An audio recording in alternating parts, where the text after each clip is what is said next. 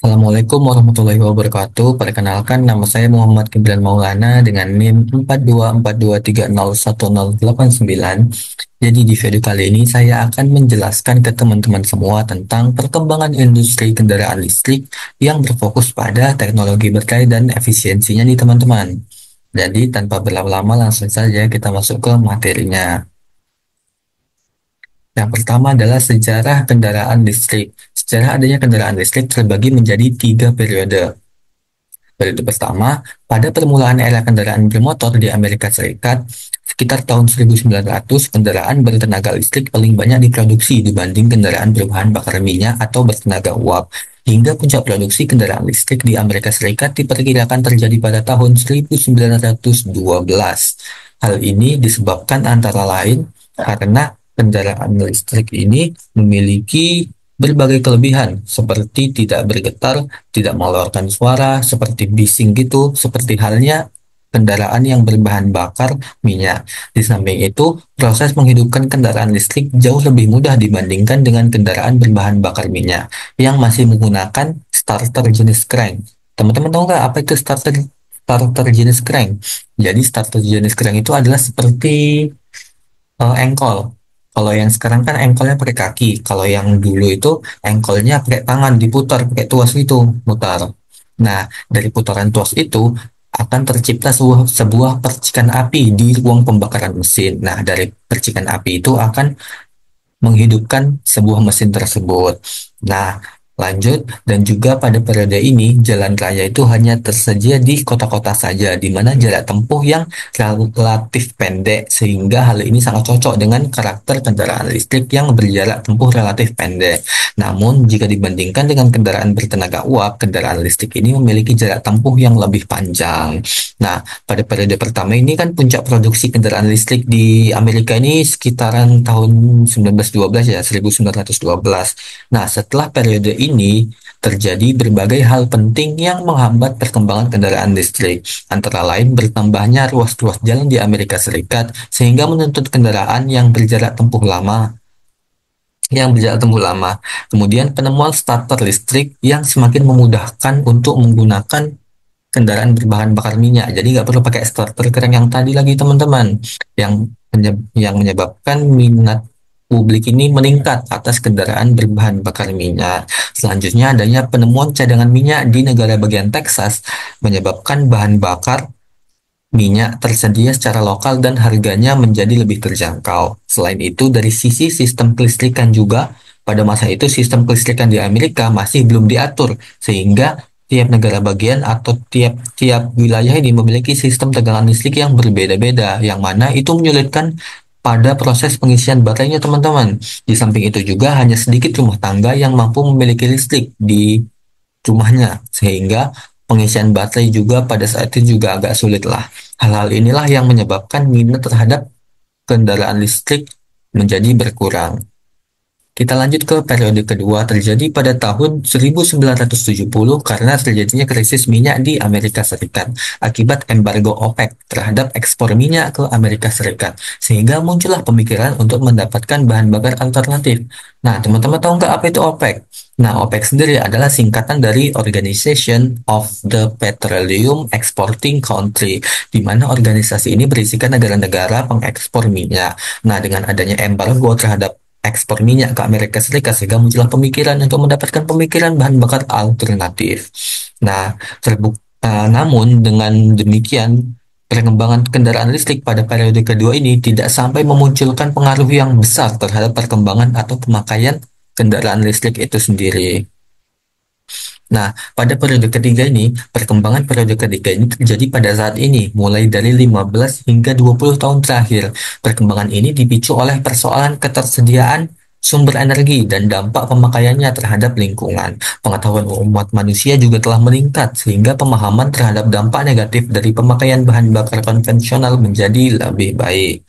Nah, terbukti dengan adanya komitmen internasional seperti Protokol Kyoto dan berbagai program internasional lain seperti ya banyak tuh kan orang-orang demo untuk mengeluhkan tentang ini. Nah, itu yang bertujuan untuk mengurangi emisi gas buang ke udara. Nah, protokol Kyoto sendiri itu adalah sebuah perjanjian internasional yang diadopsi pada tahun 1997 nih teman-teman, untuk mengurangi emisi gas rumah kaca yang berkontribusi terhadap pemanasan global. Nah, protokol Kyoto ini mulai berlaku pada tanggal 16 Februari pada tahun 2005 yang telah disetujui oleh 141 negara nih teman-teman. Nah, perkembangan kendaraan listrik pada saat ini telah berada pada kondisi di mana semua teknologi pendukungnya telah berkembang sangat pesat dibandingkan dengan apa yang terjadi pada periode-periode sebelumnya nih teman-teman. Sebagai contoh nih, teknologi pabrikasi, mesin listrik, elektronika daya, mikroelektronik, dan lain-lain gitu telah berkembang sedemikian pesat sehingga dapat dihasilkan sebuah komponen-komponen yang berspesifikasi tinggi namun dengan ukuran dan berat yang kecil. Nah, dua hal ini yang merupakan faktor yang sangat penting dalam perencanaan kendaraan. Nah, dalam hal motor listrik nih, khususnya motor sinkron magnet permanen nih, sudah berhasil dikembangkan dengan adanya output yang sangat besar serta memenuhi kriteria aplikasi dari otomotif. Nah, kemudian ada bidang elektronika daya yang juga berkembang sehingga dapat menghasilkan komponen dengan sistem konversi elektronik yang memiliki efisiensi konversinya yang tinggi. Sedangkan perkembangan pada mikroelektronika telah memungkinkan penggunaan teknik kendali lanjut dalam mengatur motor listrik sehingga dapat dihasilkan kinerja yang lebih tinggi. Dari semua teknologi pendukung kendaraan listrik, ada satu nih yang merupakan teknologi kunci, yaitu adalah baterai. Dalam meningkatkan kinerja untuk kendaraan listrik, khususnya dalam jarak tempuh ya teman-teman. Dengan kondisi teknologi sekarang ini, spesifikasi baterai lah yang akan menentukan apakah kendaraan listrik bisa dikembangkan agar menjadi jarak tempuh yang agar dapat menempuh jarak yang lebih jauh lagi. Nah, riset dan pengembangan teknologi baterai saat ini sudah dan sedang berlangsung untuk menghasilkan baterai yang mampu memenuhi kebutuhan hidup kita sehari-hari nih teman-teman. Selanjutnya kita masuk ke tantangan dalam pengembangan industri. Yang pertama adalah tingginya biaya produksi kendaraan listrik. Nah, biaya produksi kendaraan listrik ini menjadi salah satu tantangan utama dalam pengembangannya.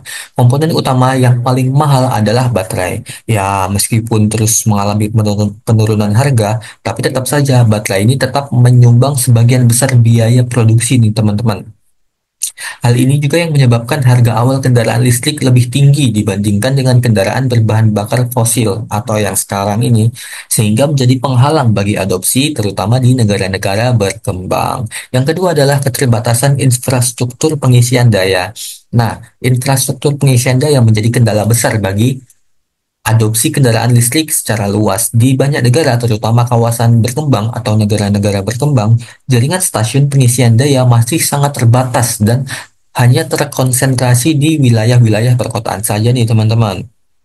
Selain itu, waktu pengisian daya baterai yang relatif lama dibandingkan dengan pengisian bahan bakar minyak membuat konsumen ragu untuk beralih. Tantangan lainnya adalah kurangnya standarisasi teknologi pengisian daya yang menyebabkan ketidakcocokan antar produsen kendaraan listrik, teman-teman.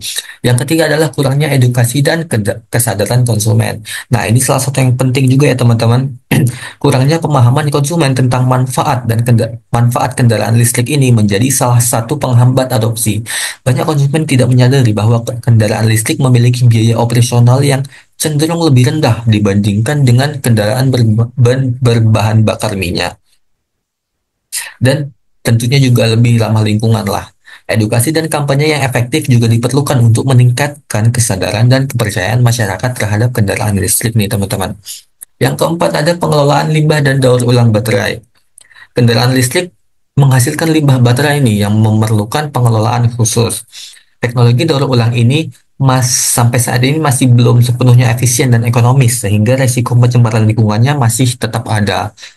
Selain itu, industri daur ulang baterai masih dalam tahap awal pengembangan juga, dengan tantangan dalam hal biaya dan teknologi untuk memulihkan material berharga dari baterai bekas. Yang kelima adalah perubahan kebiasaan dan perilaku konsumen. Nah, peralihan dari kendaraan berbahan bakar minyak ke kendaraan bertenaga listrik memerlukan perubahan yang besar dalam kebiasaan konsumen. Kebiasaan seperti mengisi daya, Yang biasanya kita ngisi ke pom bensin, sekarang bisa ngisi ke rumah, berbeda apa? Dengan berbeda pola penggunaan kendaraannya, gitu kayak. Nah, butuh butuh adaptasi lagi gitu. Selain itu, konsumen juga perlu menyesuaikan diri dengan jarak tempuh yang lebih terbatas dan perencanaan perjalanan yang jauh lebih cermat. Dan yang terakhir adalah ketidakseragaman kebijakan dan regulasi. Regulasi dan dukungan pemerintah juga sangat bervariasi di setiap negara. Negara maju sering memberikan subsidi, insentif pajak, dan investasi infrastruktur untuk mendorong adopsi kendaraan listrik ini, teman-teman. Sementara di negara berkembang menghadapi keterbatasan dalam segi anggaran. Selain itu, tidak hanya kebijakan global yang seragam, yang mana menyulitkan produsen kendaraan listrik untuk memperluas pasar mereka secara efisien ya, teman-teman. Jadi itulah adalah tantangannya dalam pengembangan industri kendaraan listrik ini. Selanjutnya adalah teknologi baterai. Nah, dari sekian banyak teknologi baterai di sini ada empat yang kita bahas ini ya, teman-teman. Yang pertama adalah baterai lithium ion. Baterai lithium ion ini adalah baterai yang paling umum digunakan dalam kendaraan listrik saat ini. Wah, ini yang paling umum digunakan ya, teman-teman, baterai lithium ion, yang mana memiliki kelebihan yaitu kepadatan energi tinggi, yang mana itu akan dapat menyimpan lebih banyak energi dalam volume kecil. Jadi dalam satu baterai itu dapat menyimpan energi yang sangat tinggi, yang sehingga dapat memungkinkan jarak tempuh yang lebih jauh lagi, teman-teman. Kemudian ada efisiensi pengisian, yang mana tingkat kehilangan energinya rendah pada saat pengisian dan pelepasan daya. Artinya ya, rugi-rugi dayanya itu kecil. Jadi sebagian besar energi itu kita pakai buat ini. Jadi tidak ada energi yang terbuang. Kemudian daya tahannya lama. Baterai ini dapat bertahan hingga ribuan siklus pengisian sebelum kapasitasnya menurun secara signifikan.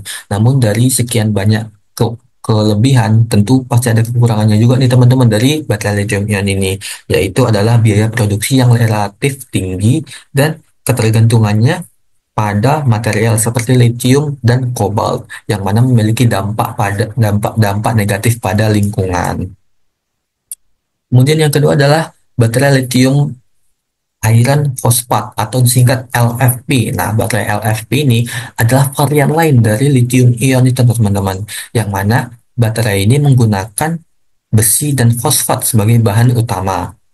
Nah, di antara kelebihan dari baterai LFP ini adalah keamanan yang lebih tinggi, umur pakai yang panjang, dan biaya yang cenderung lebih rendah. Namun, dia punya kekurangan juga, yaitu memiliki kepadatan energi yang lebih rendah nih, teman-teman, sehingga jarak tempuh kendaraan yang menggunakan baterai ini biasanya juga lebih pendek.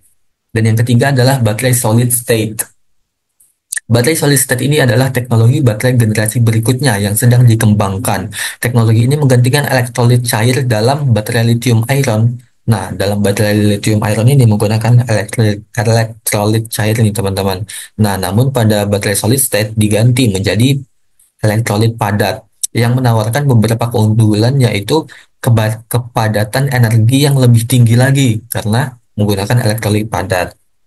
Kemudian keamanan yang lebih baik dan pengisian daya yang lebih cepat. Namun, meskipun memiliki potensi yang besar nih, teman-teman, baterai solid state menghadapi tantangan dalam produksi massal dan biayanya yang cukup tinggi. Yang terakhir ada baterai sodium ion. Baterai sodium ion ini adalah alternatif yang sedang dikembangkan untuk mengurangi ketergantungan pada litium nih, teman-teman. Baterai ini menggunakan natrium atau sodium yang lebih melimpah dan murah. Di antara keunggulannya itu adalah biayanya yang lebih rendah dan tentunya lebih ramah lingkungan. Namun, kepadatan energi sodium ion ini lebih rendah dibandingkan dengan lithium ion, sehingga masih dalam tahap pengembangan untuk aplikasi kendaraan listrik. Selanjutnya adalah efisiensi kendaraan listrik. Nah, di sini kita bandingkan antara kendaraan konvensional dengan kendaraan listrik. Nah, pada kendaraan konvensional, mesin pembakaran internal pada kendaraan konvensional hanya mampu mengubah sekitar 20 hingga 30% energi dari bahan bakar menjadi tenaga untuk menggerakkan kendaraan. Sebagian besar energi terbuang menjadi panas melalui knalpot atau sistem pendingin. Sedangkan pada kendaraan listrik menggunakan motor listrik yang memiliki efisiensi konversi hingga 85 sampai 90%. Wow, motor listrik hampir tidak menghasilkan panas berlebih dan sebagian besar listrik dapat langsung digunakan untuk menggerakkan kendaraan. Nah, di sini kita bisa lihat ya teman-teman, seberapa signifikan perbedaannya antara menggunakan kendaraan konvensional dan kendaraan listrik. Dari 20-30 dibandingkan dengan 80 hingga 90%, yang mana tentunya sangat efisien ya teman-teman dari segi energinya. Kita lanjut ke faktor-faktor yang memengaruhi efisiensi. Apa saja nih teman-teman faktor-faktor yang memengaruhinya? Di antaranya yaitu adalah kapasitas dan teknologi baterai. Yang mana baterai ini adalah merupakan komponen utama kan yang menentukan seberapa efisien kendaraan dan seberapa jauh jarak yang dapat ditempuh oleh kendaraan listrik tersebut. Nah, kapasitas baterai menentukan sejauh mana kendaraan dapat menempuh jarak sebelum perlu mengisi baterainya kembali. Selain kapasitas, jenis dan teknologi baterai juga dapat memengaruhi efisiensinya nih. Kemudian efisiensi motor listrik. Motor listrik dalam kendaraan listrik ini berfungsi untuk mengubah energi listrik menjadi energi mekanik yang digunakan untuk menggerakkan kendaraan. Efisiensi motor listrik bervariasi tergantung pada jenis motor dan kualitasnya.